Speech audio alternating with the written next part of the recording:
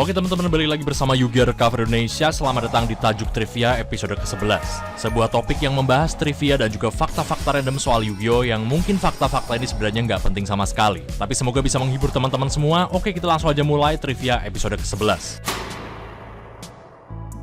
Di manga Yu-Gi-Oh! Volume saat Gate Guardian pertama kali muncul, tepatnya di halaman khusus tempat Kazuki Takahashi curhat. Takahashi mengakui bahwa saat mendesain artwork kartu ini, beliau terburu-buru dan dikejar deadline, sehingga menurutnya desainnya itu masih belum sempurna. Seandainya Takahashi punya lebih banyak waktu, tadinya beliau mau menggambar Gate Guardian seperti artwork kartu anime eksklusif Dark Guardian. Jadi Gate Guardian yang selama ini kita lihat sebenarnya bukanlah Gate Guardian yang sebenarnya ingin dirancang oleh Takahashi. Anda masih ingat kartu bernama Dark Rabbit?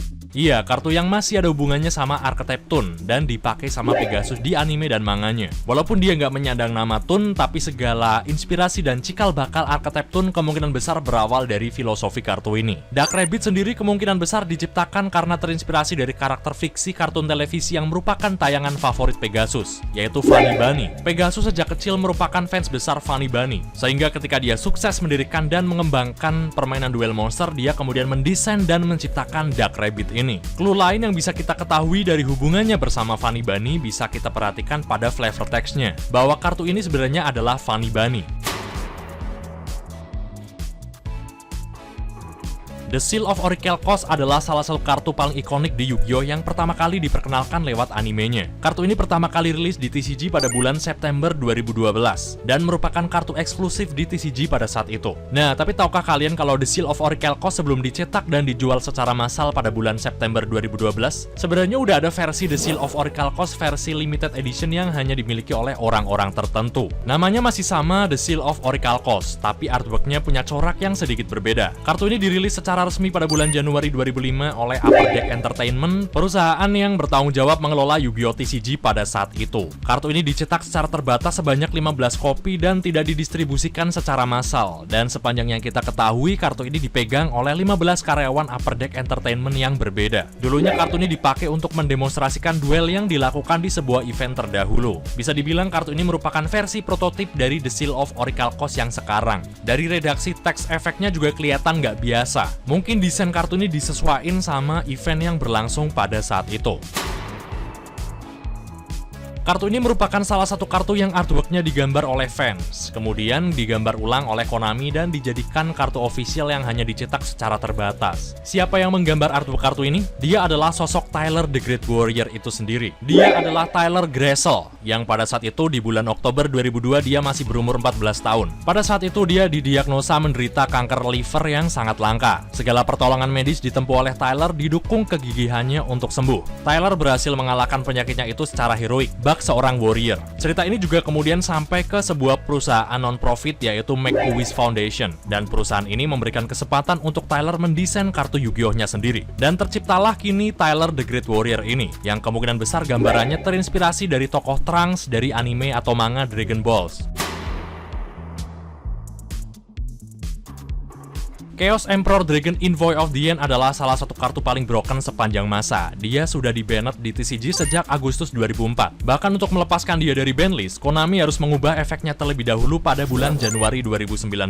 Di anime sendiri, Chaos Emperor Dragon Envoy of the End muncul di Yu-Gi-Oh! GX dan disebutkan bahwa dia merupakan kartu yang sangat terlarang sampai-sampai tidak boleh dipakai di ajang turnamen. Spirit of the Pharaoh adalah salah satu kartu Yu-Gi-Oh! Yang punya persyaratan summon paling susah. Sebab untuk memanggilnya pemain perlu menggunakan efek The First Sarcophagus. Sedangkan untuk memenuhi efek The First Sarcophagus, pemain butuh 3 turn dan memastikan kalau first, second, sama third Sarcophagus aman ketika di play di field. Banyak yang bilang kalau Spirit of the Pharaoh adalah salah satu boss monster yang paling tidak worth it digunakan, baik di meta old school maupun modern. Hal ini pun ternyata dibayangi oleh fakta bahwa di animenya, pengguna Spirit of the Pharaoh yaitu Abydos, seorang Pharaoh yang merupakan duelis dengan kemampuan duel di bawah rata-rata juga. Judai bahkan sempat menilai kemampuan Spirit of the Pharaoh tidak sebanding dengan waktu yang harus ditempuh untuk memanggilnya. Jadi ternyata kecupuan Spirit of the Pharaoh-nya ini diakui di animenya.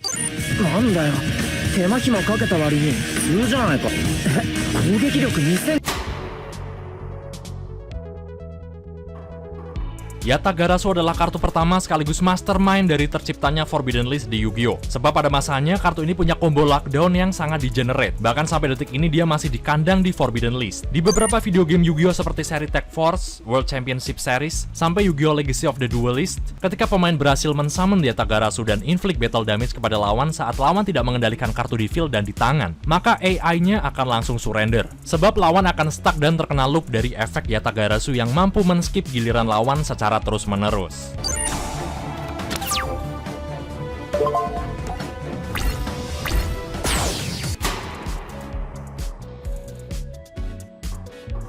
Final Countdown adalah satu dari sekian kartu yang punya jenis efek Victory Condition, memperbolehkan pemain menang dengan cara spesial. Gak banyak deck yang pakai kartu jenis efek Victory Condition bisa memasuki top cut di turnamen besar seperti minimal YCS misalnya. Selain Exodia yang merupakan deck dengan Victory Condition terbaik sejauh ini, deck yang fokus pada Final Countdown juga ternyata pernah memasuki top 16 turnamen YCS Philadelphia, Pennsylvania pada tahun 2012.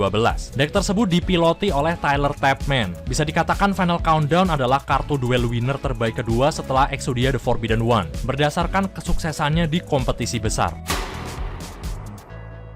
Pot of Desires adalah sebuah normal spell card versi lemahnya Pot of Greed, dan punya cost cukup berat, yaitu bani 10 kartu teratas deck secara face down. Tapi ada cara biar Pot of Desires ini jadi serasa Pot of Greed, tanpa cost. Pertama, pemain bisa pakai efek Destiny Hero Diamond Dude, jadi jika pemain berhasil mengexcavate normal spell di top decknya, pemain akan mengirimkannya ke graveyard, dan di main phase pemain berikutnya, pemain bisa mengaktifkan efek kartu tersebut. Jadi hanya mengaktifkan efek tanpa perlu melakukan cost. Cocok banget buat dipakein ke Pot of Desire biar kayak Pot of Greed.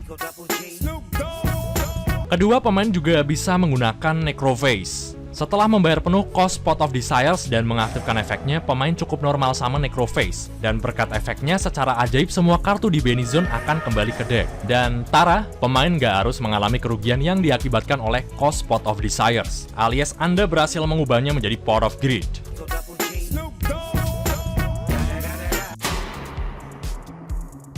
Sebagian besar kartu eksklusif hadiah kejuaraan Yu-Gi-Oh! World Championship ternyata punya artwork yang didesain berdasarkan tempat diadakannya World Championship pada saat itu. Pola ini mulai dilakukan Konami sejak tahun 2013.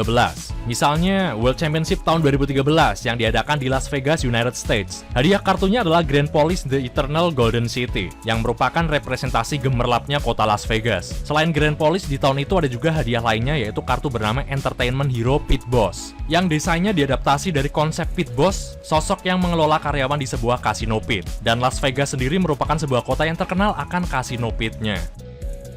Oke teman-teman, jadi itu dia trivia-trivia buat episode ke-11. Semoga informasinya walaupun nggak terlalu bermanfaat bisa menghibur teman-teman semua. Oke, sekian dari Yu-Gi-Oh! Cover Indonesia. Thank you udah nonton sampai akhir dan I end my turn.